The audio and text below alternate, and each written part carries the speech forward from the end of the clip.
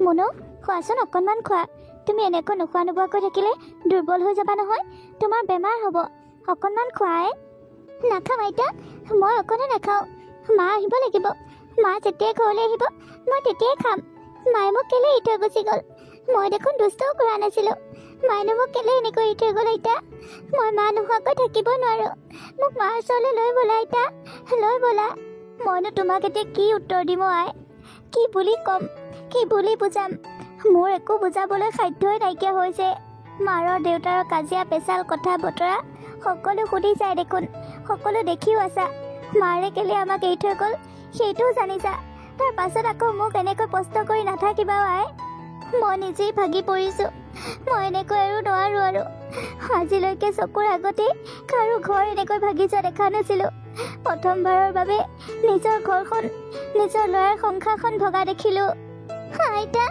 আমাকনো মায়ে কেলে ইমান বেয়া পোৱা হ'ল পইচা নথকাৰ কাৰণে আমাৰ দেউতা দুখীয়া হৈ যোৱাৰ কাৰণে আমাৰ দেউতা যদি আকৌ ধনী হৈ যায় মা আকৌ গুচি আহিব আইতা আহিব চাগে সেইটোনো মই এতিয়া কেনেকৈ জানিম এইবোৰ সকলো কলি হ'ল চাকৰিটো দেউতাই যদি চাকৰিটো গুচি নোযোৱা হয় মাৰেও ঘৰ এৰি নগ'ল হয় ঘৰতে থাকিল হয় মই দেউতাক ক'ম আইতা দেউতাক আকৌ চাকৰি কৰিবলৈ ক'ম মাক আকৌ ঘূৰাই আনিবলৈ ক'ম মা নোহোৱাকৈ ঘৰটোত থাকিয়েই ভাল নালাগে মোৰ ৰাতি টোপনিও নাহে মাৰ অবিহনে মা বাৰু মোলৈ অকণো মনত পৰা নাই নে আইতা নাজানো মাজনী পাৰিছেনে নাই সেইটো মায়েহে জানে আমি হ'লে নিজৰ সন্তানক এৰি এদিনো আঁতৰি থাকিব পৰা নাছিলোঁ সি আঁতৰি গ'লে মই কেনেকৈ জীয়াই থাকিম কাৰ সৈতে সময় কটাম তেনেকৈ ভাবিয়ে ভয় লাগিছিল খুৰী অ' খুৰী অঁ দিলীপ আহিলি অ' খুৰী ই ক'লৈ গ'ল এইকেইদিন মানুহটো দেখা নাই যে আৰু গাঁৱত বৰ বেয়াকৈ ওলাইছে বদনামবোৰ সি এতিয়া ক'ত আছে ক'তনো থাকিব আৰু জুপুকা লাগি ৰুমতেই সোমাই থকা হ'ল দেখোন আগৰ দৰে খোলা মনত ওলাই সোমায়ো নুফুৰা হ'ল খোৱা বোৱাও ভালকৈ নকৰা হ'ল মোৰ ল'ৰাটো শেষ হৈ যাব যেন পাওঁ কি হয় নাজানো আৰু তাৰ ভৱিষ্যতটো ভগৱানে এইবোৰ কি ৰং চাইছে মই একো ধৰিব পৰা নাই খুৰী তুমি একো চিন্তা নকৰিবা মই আহিছোঁ নহয় মই তাৰ ওচৰলৈ যাওঁ ৰ'বা কি হৈছে সুধোগৈ যাচোন যা ভিতৰতে আছে যা পাৰ যদি বোৱাৰীৰ ওচৰলৈ যাবলৈ মানাবিচোন গোটেইকেইটা গৈ বোৱাৰীক আনিমগৈ বেচেৰীজনীয়ে খং কৰি গুচি গ'ল তাইক যদি এতিয়া খংটো ঠেহটো ভাগি আমি নানো তেনেহ'লে তাই আহিবলৈ বেয়া পাব নহয় আমি গৈ লৈ আহিবগৈ লাগিব তাক বুজা গৈচোন হ'ব দিয়া খুৰী মই তাক বুজাম বাৰু অকল মই ক'লে নাযাবও পাৰে অকণ পাছত তুমিও আহিবাচোন হ'ব দে তই যাচোন তাৰ লগত কথা পাতগৈ মনুক এইখন খুৱাই ময়ো গৈ আছোঁ ঠিক আছে আহা ঐ তই নিজকে কি অৱস্থা কৰি ৰাখিছ হা তোৰ কি হৈছে মোক কচোন তই এনেকৈ জুপুকা লাগি ৰুমত সোমাই আছ এইবোৰ ফটা চিগা ড্ৰেছ কি হৈছে মানে তোৰ অঁ দিলীপ আহিলি অঁ মই আহিছোঁ তইতো মোক খবৰ এটা কৰিব লাগে বুলি তোৰ জ্ঞান নাই তোৰ লগত ইমান সন্দেহ হৈ গ'ল তথাপিতো তই মোক একো এষাৰ কথাই নকলি একো এটা বিপদৰ কথাই নজনালি কিনো জনাম আৰু নিজৰ মানুহবোৰেই মোক এনেকুৱাকৈ জুৰুলা কৰিলে মই সকলো পাহৰি গ'লোঁ লগ বন্ধুৰ কথা নিজৰ জীৱনটো কি হ'ব কোনপিনে ঢাল খাইছে একো ধৰিবলৈ পৰা নাই চিন্তা কৰি পা নোপোৱা হৈছোঁ মোৰ কথা বাৰু বাদেই দিলোঁ তই জাননে সি অকণমান ছোৱালীজনীয়ে ৰাতিটো উজাগৰে কটায় টোপনি নাযায় মুখত খালি এটাই কথা মা কেতিয়া আহিব দেউতা মায়ে মোক এৰি থৈ কিয় গুচি গ'ল দেউতা মই এতিয়া তাইক কেনেকৈ বুজাওঁ তই কচোন মোৰ চাকৰিটোৰ কাৰণে মোৰ দৰিদ্ৰতাৰ কাৰণে মাকে মোক এৰি থৈ গুচি গ'ল চাকৰিটো যাওঁতেও ইমান দুখ পোৱা নাছিলোঁ যেতিয়া মোৰ মানুহজনীয়ে মোক আৰু মোৰ ছোৱালীজনীক এনেকৈ নিথৰুৱাকৈ এৰি থৈ গুচি গ'ল একেবাৰে ভাগি পৰিলোঁ মই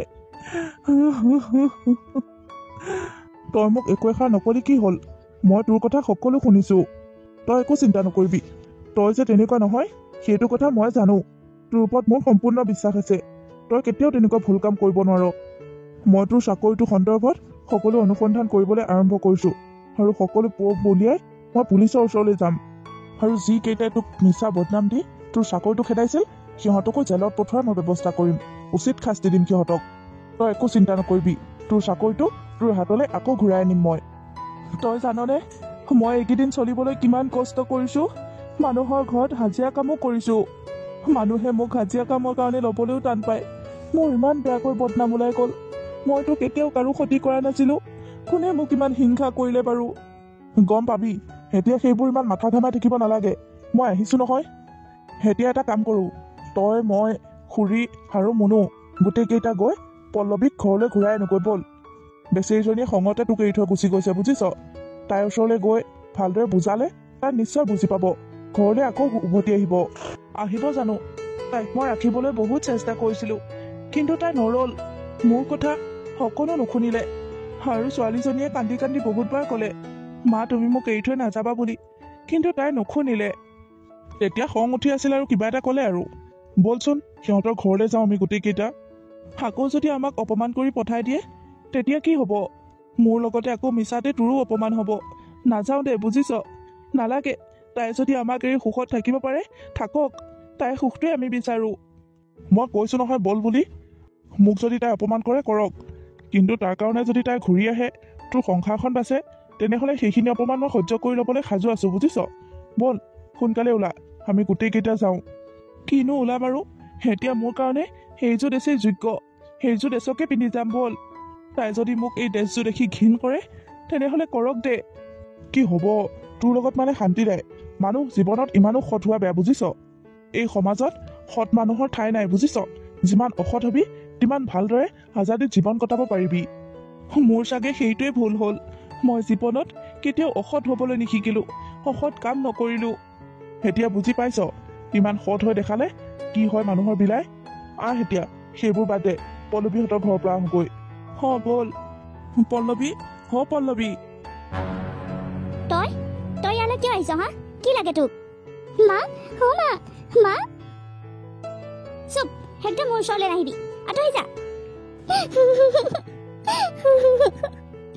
দেউতা দেউতা, মায়ে মোক ওচৰলৈ যাবই নিদিয়ে দেখোন। মাৰ কি হৈছেনো? নাকান্দিবা মুনু, এইপিনে আহা, মোৰ ওচৰলৈ আহা। তহঁতে ইয়ালৈ কি বিচাৰি আহিছ মানে হা? মই তহঁতক সেইদিনাখনে কৈ থৈ অহা নাই সেইখন ঘৰলৈ মই আৰু কেতিয়াও উভতি নাযাওঁ? স্পষ্টকৈ কৈ থৈ অহাৰ পাছত আকৌ এইখন ঘৰলৈ আহি থকা কি উদ্দেশ্য আছে তহঁতৰ? পল্লৱী, তুমি কেলে এনেকৈ খং কৰিছা? তোমাৰ ঘৰলৈ আমি আহিছোঁ, অন্ততঃ তুমি আমাক অকণমান বহিবলৈতো দিয়া, কথাষাৰ অকণমান আলোচনা কৰোঁ। তুমি আচলতে কি বিচাৰা? মানুহৰ ঘৰলৈ মানুহ আহিলে এনেকৈ থিয় থিয় অপমান নকৰে নহয়, তুমি সেইটো কথাও নাজানা হলানে? মাজনী, কিয় আহিছে ইহঁত? এই ভিক্ষাৰীটো মোৰ ঘৰলৈ কেলে আহিছে? ঐ ভিক্ষাৰী, কি লাগে হা? মোৰ এজনী ছোৱালী, তাকো বিয়া পাতি নি তই ভালদৰে ৰাখিব নোৱাৰিলি? বিয়া পাতি যদি ঘৈণীয়েৰক ভালদৰে খুৱাব পিন্ধাব নোৱাৰ তেনেহ'লে বিয়া কেলে পাত হা? পল্লৱী, মই তোমাক কথা কেইটামান সুধিব বিচাৰোঁ। কওক, আপোনাৰ আৰু কি শুনিবলৈ বাকী আছে? তুমি আচলতে এই ছোৱালীজনীক কেলে এনেকৈ নিথৰুৱা কৰিব বিচাৰিছা আৰু মোৰ বন্ধুৰ জীৱনৰ পৰা কেলে এনেকৈ আঁতৰি আহিব বিচাৰিছা? মোক সি যেতিয়া বিয়া কৰাই লৈ গৈছিল তেতিয়া তাৰ বহুত টকা পইচা আছিল আৰু বেংকৰ পৰা লোন লৈ মোক লগাখিনি সকলোখিনি দিয়ে সি বিয়া কৰাইছিল। আৰু এতিয়া তাৰ অৱস্থা কেনেকুৱা? সি এতিয়া মোক ভালদৰে দুবেলা দুমুঠি খুৱাবলৈ নোৱাৰা হ'ল। মোৰোতো কিছুমান সপোন আছে, মই মানুহজনৰ লগত শ্বপিঙত যাম, মোৰ লগাখিনি বজাৰ কৰি আনিম, ভাল ভাল বস্তু খাম, ভাল ভাল ৰেষ্টুৰেণ্টলৈ যাম। সেইবোৰ সপোন পূৰা কৰোৱাটো দূৰৰে কথা, মোক ভালদৰে দাইল ভাতকণকে দিবলৈ নোৱাৰে। কেৱল আলু পিটিকা ভাত খাই মই থাকিব লাগে। পল্লৱী, কেৱল অভাৱ, টকাৰ অভাৱৰ কাৰণে তুমি এনেকৈ সংসাৰখন ভাগি দিবলৈ বিচাৰিছা? মই যদি তাক বেলেগ এটা কামত লগাই দিওঁ তেতিয়া তাৰ জীৱনলৈ যদি আকৌ টকা পইচা আহে তেতিয়া তুমি ঘূৰি যাবানে? নেযাওঁ, মই এনেকৈ প্ৰাইভেট টিচাৰলৈ কেতিয়াও আৰু নাযাওঁ। মই আচলতে মুখ্য আছিলোঁ, সেইকাৰণে সিমান কেইটামান পইচাতে মই সুখী হ'ব পাৰিম বুলি তাৰ জীৱনলৈ গৈছিলোঁ। কিন্তু এতিয়াহে বুজিছোঁ সেইকেইটা টকাত মানুহ কেতিয়াও সুখী হ'ব নোৱাৰে। তাৰ বাহিৰেও সি ৰাতি ৰাতি মদ খাই আহে, মদ খাই আহি মোৰ লগত কাজিয়া পেচাল, মোক অত্যাচাৰ কৰে। তেনেকুৱা এজন মানুহৰ লগত কেনেকৈ থাকিম? তেনেকুৱা এখন ঘৰত মই কেনেকৈ থাকিম? সেইকাৰণে মই শেষ সিদ্ধান্ত লৈ পেলাইছোঁ, মই আৰু সেইখন ঘৰলৈ কেতিয়াও নাযাওঁ। তুমি তেনেকৈ ক'লে নহ'ব নহয়, তোমাৰ এজনী ছোৱালী আছে, তাৰ ভৱিষ্যতৰ কথা আছে। ছোৱালীজনী অকল মোৰেই নহয় নহয়, তাৰো। সেইকাৰণে লগ, সি দেউতাক যেতিয়া আৰু ছোৱালীজনীৰ দায়িত্ব সিয়ে লগ। তুমি কিন্তু কিছুমান মিছা কথা কৈছা পল্লৱী। সি কেতিয়াও মদ নাখায়, মই তাক ভালদৰে জানো। আমি সৰুকালৰে বন্ধু। তাৰ এনেকুৱা গতি হোৱা বুলি শুনি মই ৰ'বলৈ নোৱাৰিলোঁ, চহৰৰ পৰা দৌৰি গুচি আহিছোঁ। আৰু সি ইয়ালৈ আহিবলৈ মান্তি হোৱা নাছিল। সি জানিছিলেই তোমালোকে যে তাক অপমান কৰিবা, মইহে তাক কেনেবাকৈ মনাই মেলি লৈ আহিছোঁ। ঐ ল'ৰা, তই যে মোৰ ছোৱালীজনীক মিছা কথা কোৱা বুলি ক'বলৈ আহিছ, তই মোৰ ছোৱালীজনীৰ বিষয়ে কি জান হা? সেইটোৰ লগত সেইখন ঘৰত মোৰ ছোৱালীজনী থাকেনে তই থাকিবলৈ আহ? মোৰ ছোৱালীজনীতকৈ বেছিকৈ তইহে জান হা? সেইখন ঘৰত তই কেইদিন থাকি পাইছ? মোৰ মতে এই যত তত কুটকলি এই বুঢ়ীজনীয়ে বুজিছ এই বুঢ়ীজনীয়ে মোৰ ছোৱালীজনীক কমখন অত্যাচাৰ কৰা নাই হে ভগৱান পিয়নী সেইবোৰ আপুনি কি কৈছে মোৰ ল'ৰাটোৱে মদ নাখায় আৰু ময়ো আপোনাৰ ছোৱালীক একো অত্যাচাৰ নকৰোঁ আপুনি এতিয়া আমাৰ সন্মুখত আপোনাৰ ছোৱালীজনীক সুধিব নালাগে আপুনি আপোনাৰ ছোৱালীজনীক গোপনকৈ সুধিব মই যদি তাইক কেতিয়াবা এষাৰ বেয়া কথা কৈ পাইছোঁ এবাৰ হ'লেও যদি বেয়া চকুৰে চাই পাইছোঁ আৰু মোৰ ল'ৰাটোৱেতো তাইক আজিলৈকে টিকিলি এটাও মাৰা নাই মদ খাই অত্যাচাৰ কৰাটো দূৰৰে কথা মানুহে মিছা কথা কয় বুলি শুনিছিলোঁ কিন্তু ইমান ডাঙৰ ডাঙৰ মিছা বদনাম দিব পাৰে বুলি কেতিয়াও ভবা নাছিলোঁ প্লিজ পল্লৱী তুমি মোৰ জীৱনলৈ আকৌ ঘূৰিবলা তোমাৰ অবিহনে মোৰ ঘৰটোত থাকিয়ে ভাল নালাগে তুমি মোক বিশ্বাস কৰা ৰাতিটো টোপনি নাহে মোৰ আৰু এই মুনুজনী তাইও ৰাতিটো চটফটাই কটায়ো সকলো টোপনি নাযায় না ভাত খাবলৈ পাৰিছোঁ না শুবলৈ পাৰিছোঁ আমাৰ অৱস্থা একেবাৰে বেয়া হৈ গৈছে পল্লৱী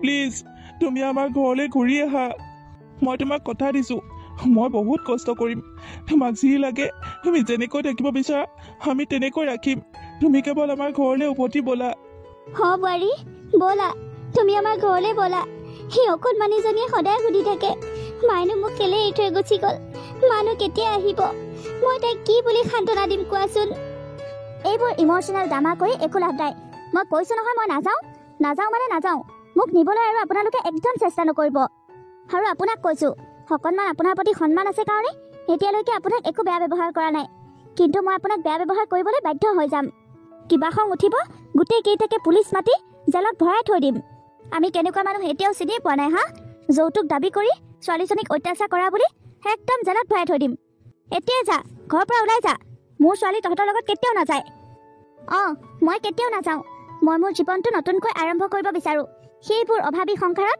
মই আৰু কেতিয়াও থাকিব নিবিচাৰোঁ দিয়া হ'ব দিয়া তেনেহ'লে মই ভাবিছিলোঁ বন্ধুৰ সংসাৰখন কিজানি আকৌ মই জোৰা লগাই দিব পাৰোঁ বন্ধুৰ খাতিৰত আহিছিলোঁ ভাবিছিলোঁ বন্ধুৰ মুখত অকণমান কিজানি হাঁহি বিৰিঙিয়াবই পাৰোঁ কিন্তু ইয়ালৈ আহি ময়ো নিৰাশা হৈছোঁ এতিয়া আৰু তোমাক সেইখন ঘৰলৈ উভতাই দিয়া একো আশাই দেখা নাই দিয়া তুমি যেতিয়া আৰু ভাবিছা সেনেকৈ থাকি সুখী হ'ব পাৰিবা বুলি তেনেহ'লে থাকা দেউতা কোৰ্টলৈ গৈছে উকিলৰ লগত কথা পাতিবলৈ অতি সোনকালে আমাৰ ডিভোৰ্চ দিয়া হৈ যাব আৰু ডিভোৰ্চ দিয়াত মই 10 লাখ টকা লিখিছোঁ সেই 10 লাখ টকা ঘৰ ভেটি বেছিয়ে দিয় নাই কেনেকৈ দিয় মোক দি দিবিহি 10 লাখ টকা লোৱাৰ পাছত মোৰ আৰু একো আপত্তি নাই যেনেকৈ থাক তহঁতি তেনেকৈ থাকিবি মই নিজৰ জীৱনত আগুৱাই যাব লাগে মই সেইটোৱে জানো 10 লাখ কিন্তু 10 লাখ টকা তোমাক ক'ৰ পৰা দিব সিহঁতি যিঘৰ মানুহৰ খাবলৈ ভাত নোহোৱা হৈ আছে এতিয়া তুমি এনেকৈ সিহঁতক কেলে পেচা দিছা মই কওঁ শুনা তোমাক সি দিয়ে যদি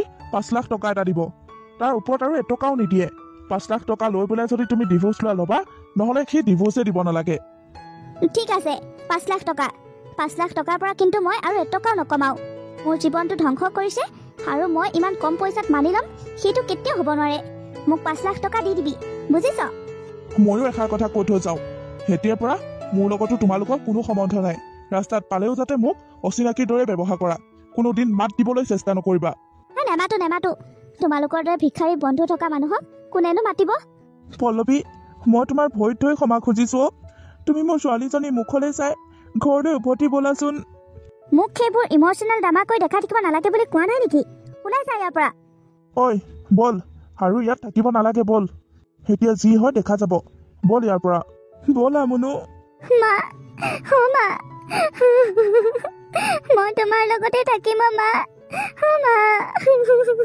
ব'লা মুনু তুমি আমাৰ লগত থাকিব লাগিব ব'লা আপুনি সত্যজিত নেকি হয় মই সত্যজিত পিছে আপোনাকহে ধৰিবলৈ পৰা নাই আপুনি কোননো মই মানে বেংকৰ পৰা আহিছোঁ আপোনাৰ লোন এটা আছিলে লোনটো কিস্তি নিদিয়া আজি 3 মাহ হৈ গৈছে এতিয়া আৰু বেংকে আপোনাক সময় নিদিয়ে আপুনি লোনটো পৰিশোধ কৰক কিন্তু মোৰ হাতত দেখোন এটকাও নাই এতিয়া মই ক'ৰ পৰা লোনৰ কিস্তি দিম লোন মই এতিয়া পৰিশোধ কৰিব নোৱাৰিম আপোনালোকে মোক আৰু এসপ্তাহ সময় দিয়ক আপোনাক ইমান দিন সময় দিয়াই গৈছে আপুনি ইমান দিনে পইচাখিনি যোগাৰ কৰিব পৰা নাই এতিয়া আকৌ এসপ্তাহ মই যদি আপোনাক সময় দিবলৈ বিচাৰোঁ তেনেহ'লে মাত্ৰ আৰু 3 দিনৰ সময় দিব পাৰিম 3 দিনৰ ভিতৰত আপুনি আমাৰ বেংকৰ পৰা লোৱা লোনৰ টকা গোটেইখিনি পৰিশোধ কৰক নহ'লে কিন্তু আপুনি আমাক বেয়া নাপাব 3 দিনৰ পাছত আমি আহি আপোনাৰ ঘৰটো কব্জা কৰি ল'ম এই ঘৰ মাটি সকলো আমাৰ বেংকৰ নামত আহি যাব তেতিয়া কিন্তু আপোনালোকক ইয়াত থাকিবলৈ দিয়া নহ'ব কি মোৰ মাত্ৰ এই ভেটিটোৱে আছেগৈ।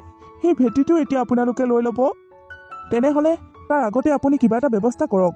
ব্যৱস্থা কৰিবলৈ উপায় থকা হ'লে সিমান দিনে কৰিলোৱেহেঁতেন। তেনেহ'লে আমাৰ হাতত আৰু একো উপায় নাই। আপোনাক মাত্ৰ 3 দিনৰ সময় দিছোঁ। মই এতিয়া গৈ থাকোঁ। 3 দিনৰ পাছত আকৌ আহিম। কি হ'ব এতিয়া বাবা?